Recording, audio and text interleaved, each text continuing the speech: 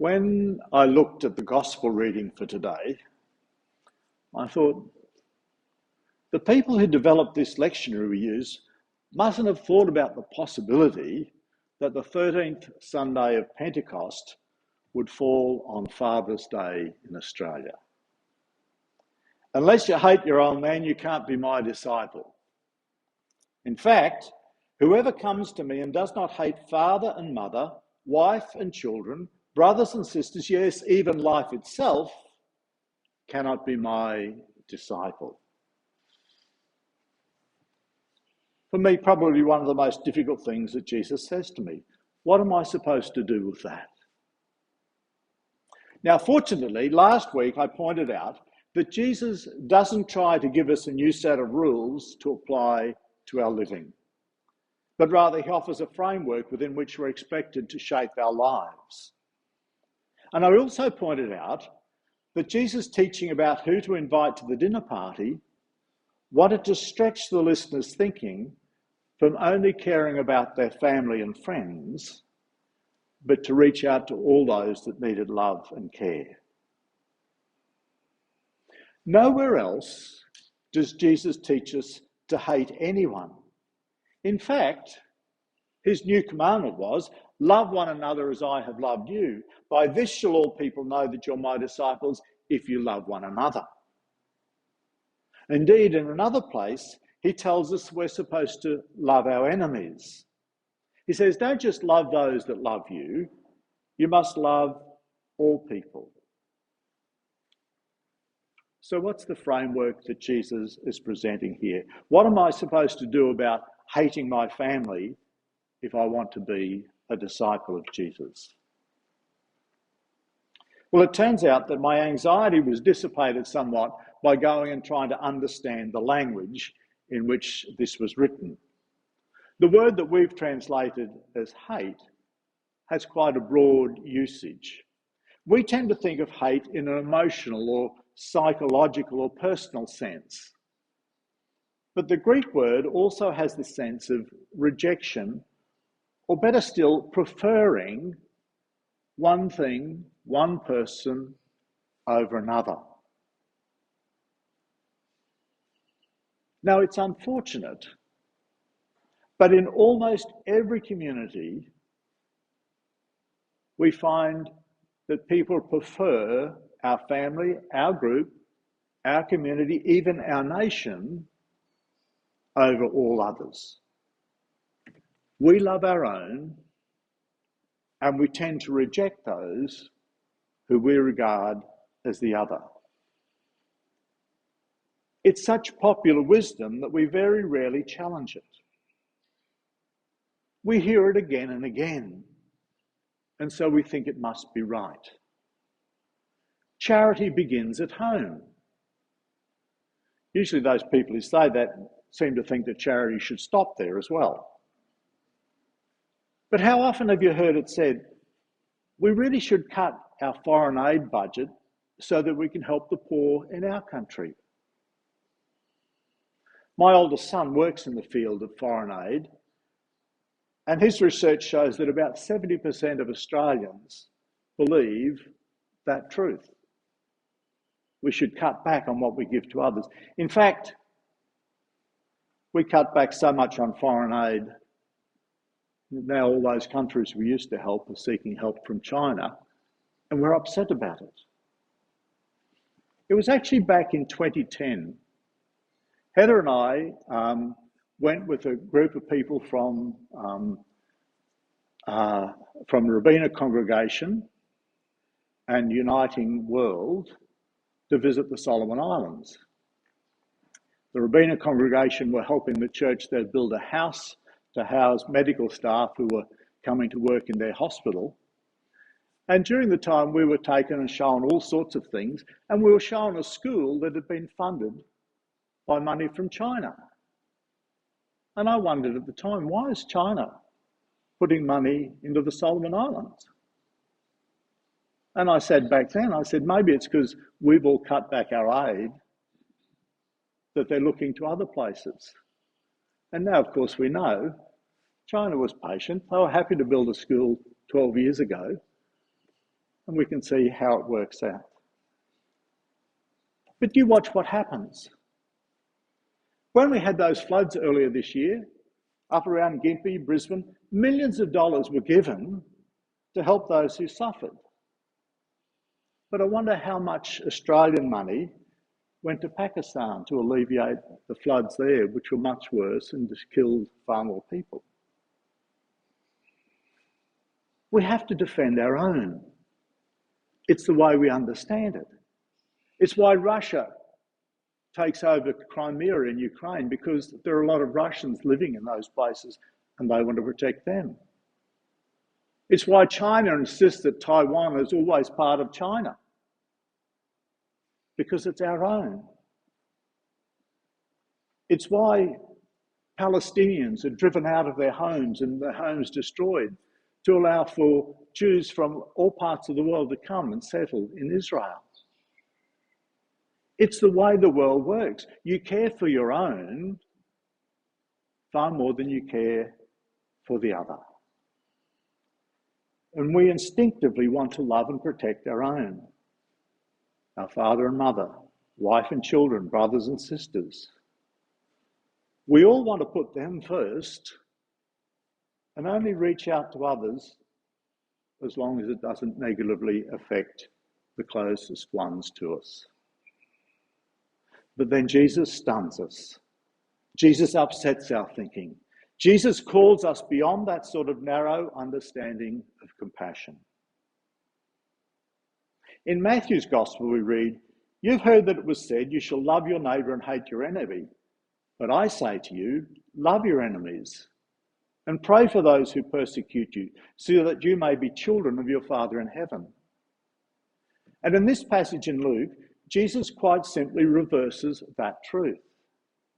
He's just told the story that anyone and everyone has been invited to the great banquet of God. And then he says, my disciples will hate their family and their friends. They will not prefer their family and friends above everybody else. Jesus challenges the accepted way in which we perceive the world, and no longer will his disciples love their family and friends and only care about others when it suits them. Those who choose to take up the cross and follow Jesus will love all people equally.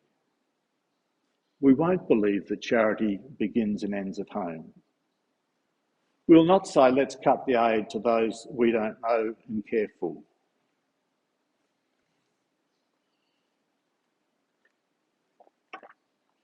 The Australian philosopher and ethicist Peter Singer offers an interesting way of testing how we feel about that. It's like a parable. He says, if you bought yourself a new suit of clothes and shoes so that you go out to a special event, and as you're walking to this event, you noticed that your neighbour's child was drowning in the pool, do you have an obligation to jump in and save them, even if it means ruining your new set of clothes and shoes and being late for the event? Well, most of us would say, well, of course you do. He says, what if you were walking further down the road and you saw a child you didn't have any idea who they were? Would you still have an obligation to jump in and help them? What if it was a refugee child? What if it was a child from a third world country that you'd never heard of? Do you still have an obligation? And then, of course, he points out, we actually don't believe that at all, because we all live perfectly, wonderfully healthy, affluent lives, and we know there are millions dying, and we do nothing to help them. In fact, I know that I will turn off the TV. I don't want to know about all the awful things that are happening in the world because it's too overwhelming for me. I can't care for everyone the way I can care for my family. And Jesus says to me, if you want to be my disciple, then there is no one nor anything you should love more than loving the way I do. And Jesus shows how that works in the Garden of Gethsemane when Peter pulled out his sword and attacked the man who was about to arrest Jesus. And Jesus says to him, put your sword away, Peter. I don't love you more than I love this man who's about to arrest me and wants me dead. And so Peter forsook him and fled. And that's what I want to do. There's no way I can live up to that standard of love and compassion that Jesus sets before me. I often close my eyes to the terrible suffering. And while I don't say out aloud, I'll only help those closest to me, that's the way I live. Does this mean I should give up my pretense of being a disciple of Jesus? Am I like the man who starts to build a tower, then realizes that it costs too much? I'm happy to follow Jesus, to be his disciple, but if it means loving everyone just as much as I love my family, well, surely that's taking it too far. And do I have to admit my failure and turn away as a disciple?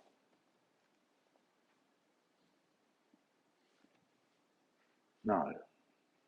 Because it's in that very context that I find myself held in God's hand of grace.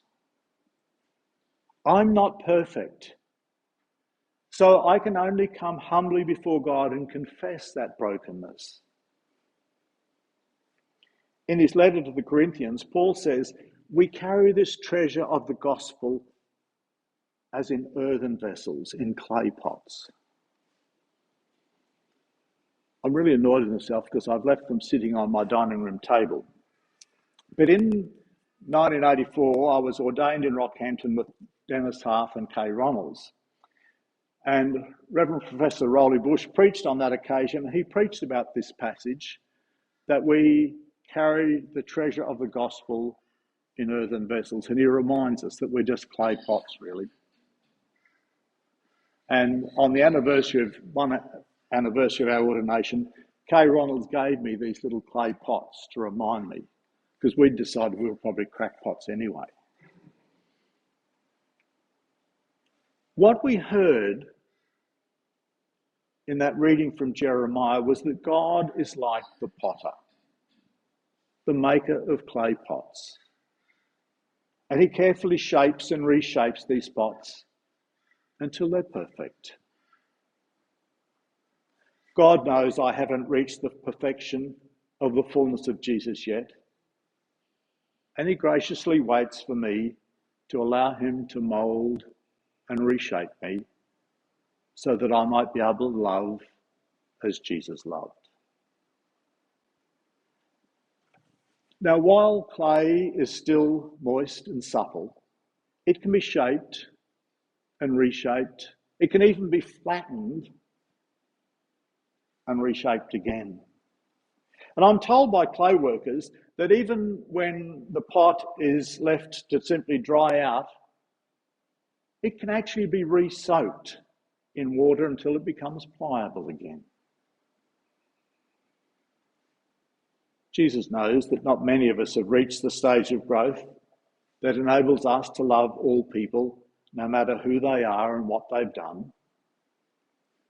But he doesn't lower his standard and say, well, look, it's okay, just love your mates.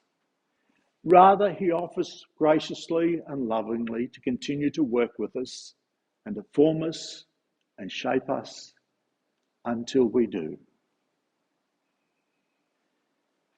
In the Gospel of Matthew, the angel came to Joseph and he says to Joseph, Mary is going to bear a son, and you will name him Jesus, for he will save his people from their sins. Now, we often interpret that as he will save us from the consequences of our sins, from the punishment we deserve for our sins. But it doesn't say that. It says he will save us from our sins. He wants to shape us, to make us perfect, to make us love as Jesus loved. We can't stop the Russian invasion of Ukraine or the displacement of the Palestinians. But each of us can grow in our capacity to love so that we can love all people just as we want to love our own families. We can be a small part of the change that God is seeking to bring about in the whole world. On this Father's Day, as we experience the love of family, let's resolve to take that experience of love, that same willingness to sacrifice for them, and apply that to every relationship and every person we come in contact with. And let's remain supple enough that God can continue to shape and reshape us so that change is possible for us and for the world in which we're called to serve. Amen.